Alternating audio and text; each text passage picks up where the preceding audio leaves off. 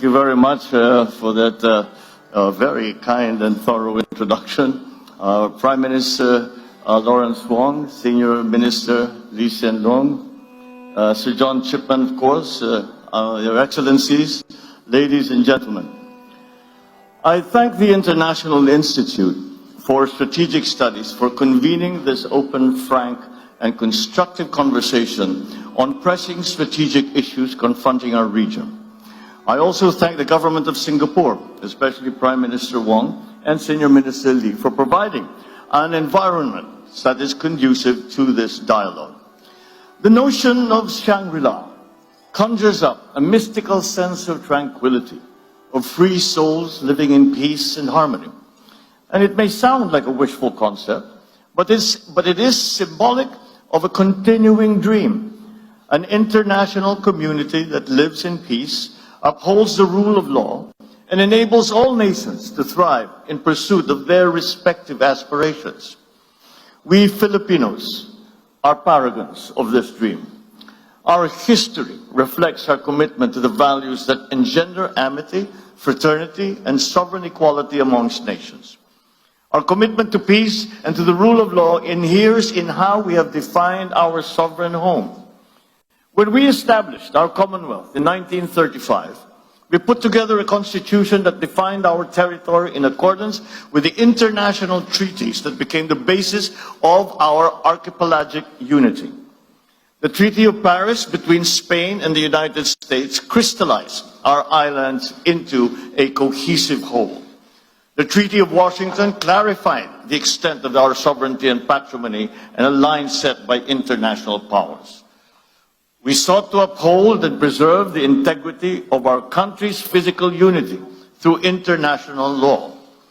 Together with others, we put forward the Archipelagic Doctrine, which regards all archipelagic states as a single unit, with the waters around, between, and connecting their islands, irrespective of their breadth and dimension, forming part of their internal waters.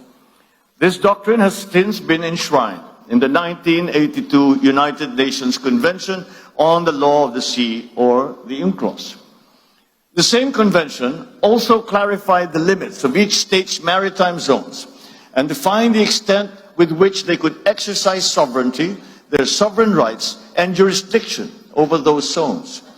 Accordingly, we have made a conscious effort to align our definition of our territory and our maritime zones with what international law permits and recognizes. This has been inscribed in Article 1 of our Constitution. As Senator, I was proud to co-sponsor our Archipelagic Baselines Law, which defines the basis of our maritime jurisdictions. As President, I look forward to signing our Maritime Zones Law, which will clarify the geographic extent of our maritime domain. Our efforts stand in stark contrast to assertive actions that aim to propagate excessive and baseless claims through force, intimidation, and deception. In the West Philippine Sea, we are on the front lines of efforts to assert the integrity of the UNCLOS as a constitution of the oceans. We have defined our territory and maritime zones in a manner befitting a responsible and law-abiding member of the international community. We have submitted our assertions to rigorous legal scrutiny by the world's leading jurists. So the lines that we draw in our waters are not derived from just our imagination, but from international law. We have on our side the 1982 UNCLOS and the binding 2016 Arbitral Award, which affirms what is ours by legal right. In this solid footing and through our clear moral ascendancy, we find the strength to do whatever it takes to protect our sovereign home, to the last square inch, to the last square millimeter.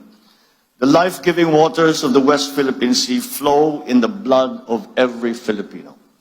We cannot allow anyone to detach it from the totality of the maritime domain that renders our nation whole.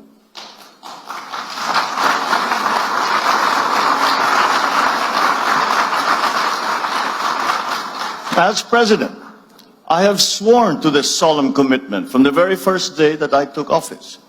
I do not intend to yield. Filipinos do not yield. Ladies and gentlemen, we are not only unyielding in protecting our patrimony, our rights, and our dignity as a proud and as a free country. We are also firm in our commitment to regional and global peace. We renew this commitment at this turbulent juncture of our history. I will repeat what I said at the United Nations almost 2 years ago. Amidst challenging global tides, an important ballast stabilizes our common vessel. Our open, inclusive, and rules-based international order is governed by international law and informed by the principles of equity and of justice. For the past 79 years, this rules-based order has allowed our region to flourish. The stability and the predictability that it has engendered has been crucial to the success of the stories of our region. Be it the post-war revival of Japan, the economic miracles of Korea in Southeast Asia, the rise of China and of India. When this world order was built in 1945, our forebears vowed to make the floors of the United Nations the last battlefield. We made a determination for humanity to survive and to never again be wiped out in another Holocaust. The Philippines has always been part of that history. Amidst the rubble of war, we were there, amongst the architects of the new peace. We stood on behalf of colonized peoples of Africa and Asia. We opposed attempts to dilute the inviolability of the right to self-determination. We helped enshrine the right to independence in the Charter of the United Nations. In 1982, we led our global community in unanimously adopting the Manila Declaration on the Peaceful Settlement of Disputes.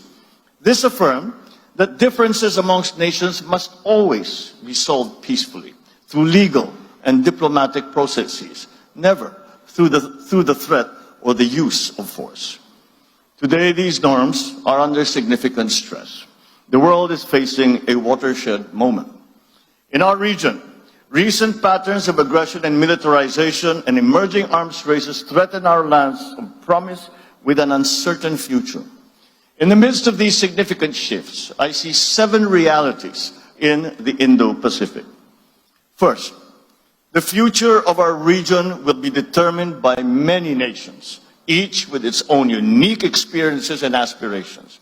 Yet, their respective agencies are being challenged by attempts to undermine our faith in prevailing international norms. Second, the strategic competition between China and the United States is permeating the evolving regional landscape. This rivalry is constraining the strategic choices of regional states. This contest is exacerbating flashpoints and has created new security dilemmas. Third, the region looks to ASEAN as the institution that will hold the center amidst these evolving dynamics. Yet, challenges threaten our unity and our centrality. Fourth, as geopolitics continues to permeate the global governance infrastructure, the role of bridge builders have become increasingly important to forge decisive multilateral solutions.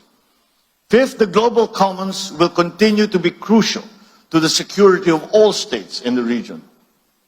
Access of developing countries to the high seas and to outer space and the peaceful uses of science and technologies is crucial to international development. Sixth, climate change remains a deadly challenge for the region and for the world.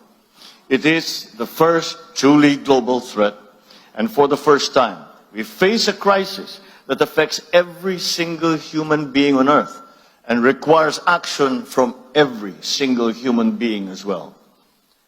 And finally, the development of advanced technologies is rapidly transforming human life and experience. These technologies will solve many of our old problems, but they are so powerful that they also have the potential to disrupt our political and our social orders.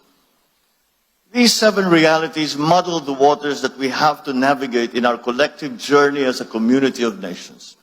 We cannot reverse course. We must persevere. We must push through.